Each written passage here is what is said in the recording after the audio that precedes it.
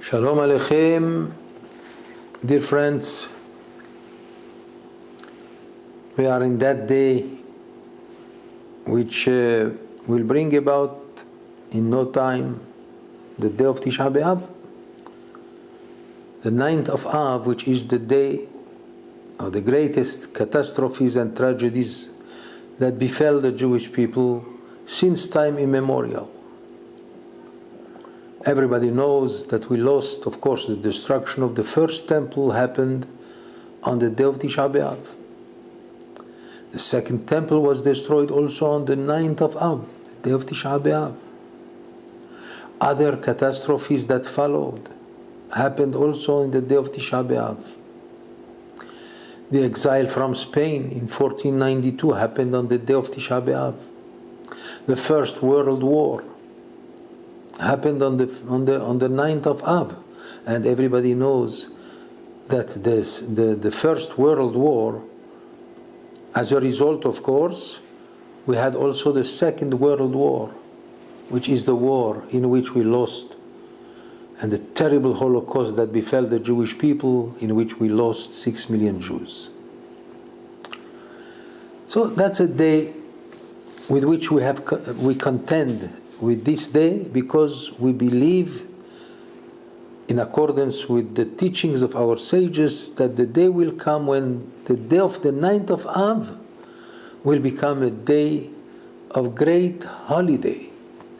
As it says in the book of Echa, that the reading of that Megillah that we will read Saturday night, the night of Tisha BeAv, as well as on Sunday, which is the day of Tisha BeAv, we're going to read Echa, the Megillah of Echa, in which it says, Echa yashva badad.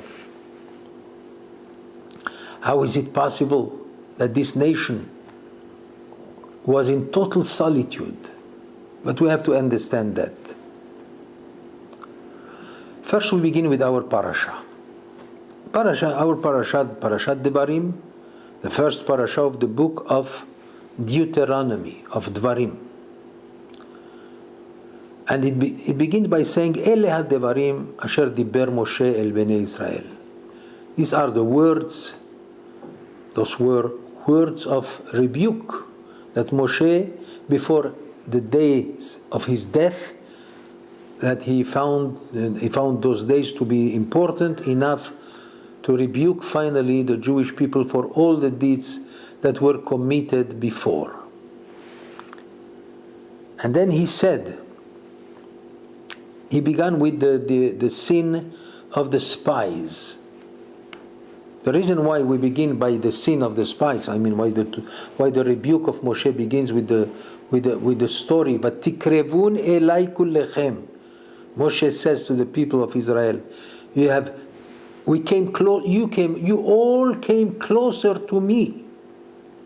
Closer, Rashi says, all of you without any respect of one another, you came and complained, we don't want to go to the land of Israel, the land of Canaan, we would like to send first the spies. Before we go to try to conquer the land, we have to first check the good of that land, which is a slap in the face of God, who has promised Avraham, Yitzchak, and Yaakov to give us the land of Canaan, which is the land of Israel, which is our land. That has brought the anger of God upon the Jewish people, and all those people who have sinned that sin remained in the wilderness for 40 years, and only their descendants, their children, their grandchildren, were allowed to enter the land of Israel. And when? Ka'asher tammu, as the Torah says in this parasha, Vayhi ka'asher tammu kol ad-dor, when all that generation perished and not one of them was left, that's when the order came from God to Moses, this is the time to tell Yehoshua to get ready to go into the land of Canaan, into the land of Israel. What does it say about that night? That bitter night in which the spies came back and they spoke ill of the land of Israel, which is the pupil of the eyes of God. The land of Israel it's cherished by the Almighty God, and therefore this was a terrible sin. So it says in the Talmud in Masechet Ta'anit on page 29, "Vayifku ha'am b'layla ha'u," based on what it says in the Torah, in Parashat Shelach Lecha, that night when they heard the report, the evil report of the spies, all the nation of Israel they were crying. God became angered very much. Amar Rabba Amar Rabbi Yochanan. That night was the night of Tisha BeAv. And God says to them, Amar lahem HaKadosh Baruch Hu, Atem bechitem bechiya shel chinam, ani kovea lachem bechiya ledorot. You have cried, a vain cry, for no reason at all. You shall cry this kind of night for generations, and until the end of the generations, you shall always cry that night, the night of Tisha BeAv. And as the Talmud says, in Masechet Sanhedrin on page 102, "Ait hi mezumenet lepur'aniyut." Since then, Tisha BeAv, the 9th of Av, became a time which is ready for tragedies, for terrible things to happen upon us. And that's what happened. The history of the Jewish people is replete with terrible things that happened on the day of Tisha BeAv, that began on the day of Tisha BeAv. Of course, we have to keep in mind one thing that our sages said. First, it is known that on the day of Tisha BeAv, many Jews do not put tefillin, except in the evening, towards Mincha. But in the morning, we don't put tefillin in Shachrit. Why? Today in Israel, in Yerushalayim and others, they put tefillin. But most of the Jews, Ashkenazi and Sfaradim, they don't put tefillin. Why? Because it's considered, the day of Tisha BeAv is considered like a holiday. As it says in the Megillah of Echa, Kara alai mo'ed. The day of Tisha BeAv is known as Mo'ed. Mo'ed means a holiday. And indeed our sages said that this holiday, which is Tisha BeAv, will become a holiday, the longest one, beginning from the 17th of Tammuz up to the 9th of Av, 3 weeks. That's a long holiday. And our sages said that on the day that our temple was destroyed, on the same day the Messiah was born. B'yom zeh nolad HaMashiach. And I explained upon that what we say in that blessing that we begin, the Yotzer. Yotzer or uvorech choshech. God, the one who created the light, and He created also darkness. But it could mean also that from the darkness emanates the light. Indeed, from a day of only catastrophes will come from that day, the day of the greatest light of all, the final light for the Jewish people, who will become the light of the nations. That's the redemption. Let us say a few words regarding the word Echa. The Echa means literally, how is it? How did this happen? Our sages said 3 times the word Echa was mentioned in the Bible, in the Holy Scriptures. The first one was in our Parashat, as Moses turns to the Jewish people and he says to them, Echa esa levadi torchachem umasa'achem verivechem. How can I bear by myself you, my people, who are so heavy to carry? How can I bear all the fights that you provoke? The complaints by myself. So use the word Echa. The second time was used by the prophet Isaiah in chapter 1. Echa esa levadi. He said, Echa hayta lezona. How is it possible that Yerushalayim, the land of Israel, became a zona?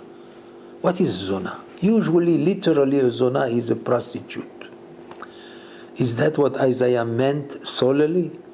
There are two ways how to explain the word zona. The word zona, which is known today as a woman who gives herself to everyone. It's like she becomes the possession of everyone. Pay and that's it. But it could mean also from the word mazon, food. We all know the story of Rachav, the lady who later on became the wife of Joshua, of Yehoshua bin Nun. Before the conquest began, the conquest of the land of Israel, two people were sent by Moses, so to speak, to check the land. And they were hiding by this woman who hid them in the attic or the terrace. She covered them so that they will not be discovered by those who were searching for them among the Canaanim. Because she wanted that she will be safe and she will get a promise from them that she will not be, because they were afraid. All the nation of Canaan heard everything that happened with the Jewish people who came out from Egypt, and all the miracles, and they heard what happened, what they did to the nation of the Amori and all the nations there, Sichon, the king of Heshbon, Og, the king of Moab, and they were scared. So she knew that the Jewish people is coming. They might destroy all of them. So she begged them that they will promise her that nobody will touch her, will harm her in any way, her and her family, and in exchange she's hiding them. And that's what happened. But the scriptures call her Rachav HaZona, Rachav the Zona.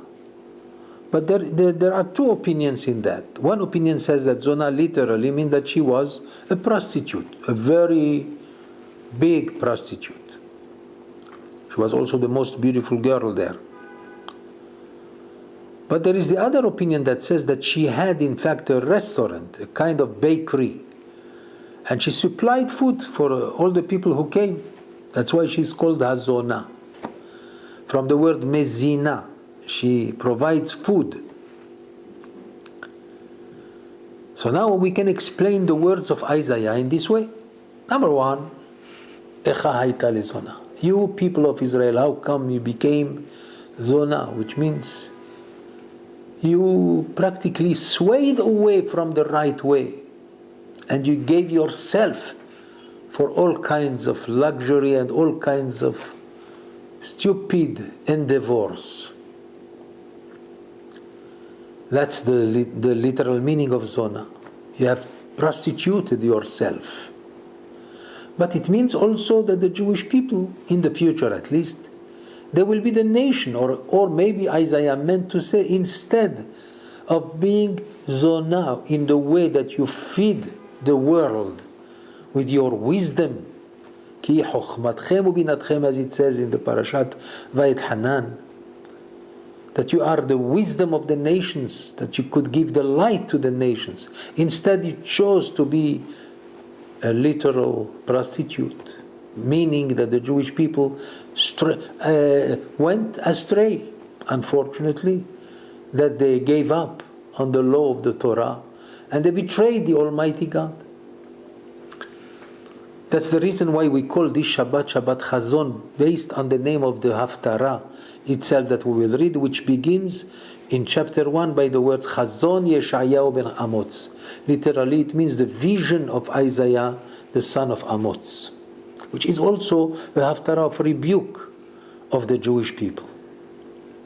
As he said later on, he says, Yada Shor Konehu v'Hamor Evus be'alav. Even the bull, a plain animal, knows who the one who feeds him. The donkey also knows where he gets his food from. V'Hamor Evus be'alav. Israel lo yada. But the Jewish people, the nation of wisdom, they don't know. They lost their knowledge.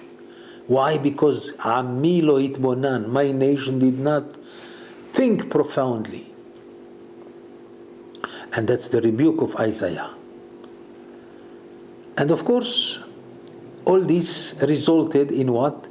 In the prophecy of Jeremiah, who wrote in the Megillah, Echa Yashva Badad. Finally, after the destruction, Jerusalem was unfortunately like an orphan, completely desolate.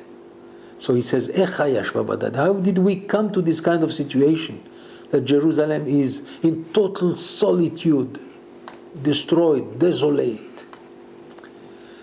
Well, coming back to what Moshe Rabbeinu said, Echa Esa levadi, how can I bear by myself your weight? Torhachem. I mean, it's not easy. The Jew is not an easy person, especially the people who live in Israel. In the land of Israel, the Jews are not easy at all.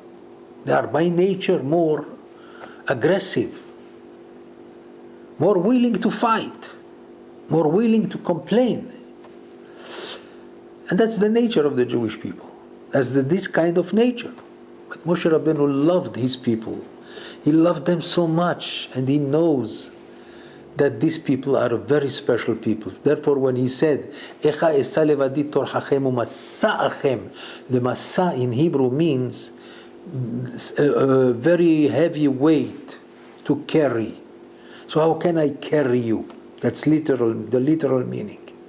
But it means also that he meant to see that you are the nation, that each one of you is worthy of being respected, of being honored, of being higher than anything else.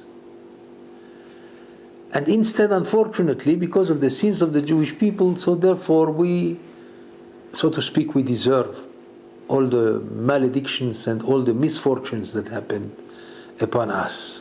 But Moshe Rabbeinu, at the end of his days, is turning to the Jewish people and he says to them, why did you choose to be what you were supposed to become? You were supposed to become the light of the nations, the source of wisdom for all the nations. And instead you chose to go after stupid sins, a sinful life, rather than staying or sticking to the Almighty and His Torah. Well, anyway, we are going to conclude by saying, since, as I said in the beginning, Tisha BeAv is known as Mo'ed. It's a holiday. Maybe not now, but in the future it will be a holiday. Because on that day, as I said, the day of the destruction of the temple, the Messiah was born in accordance with the teaching of our sages. So therefore, all we have left is to hope, to keep on hoping that times will be better and better for the Jewish nation, because if it is good for the Jewish people, it will be good for the rest of the world. The Zohar, the Holy Zohar, I already mentioned this somewhere last time, that according to the Zohar HaKadosh, the Holy Zohar says that the Jewish people resemble the heart in a body. The heart is the softest organ that we have in the body. And yet all the limbs, all the parts of the body depend entirely on the heart. And yet the heart again is practically that part which has to bear all the pain, sadness, problems. Everything is the heart. And yet this is the life of the rest of the body. Same thing also with the Jewish people. It's the heart of the nations. Therefore, if that heart will die, the whole world will not exist.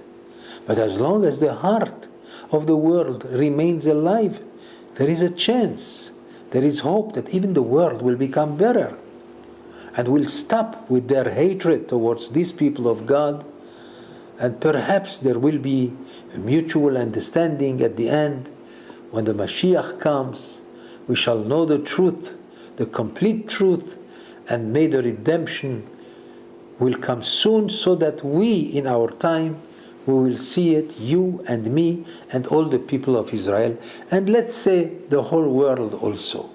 Shabbat Shalom.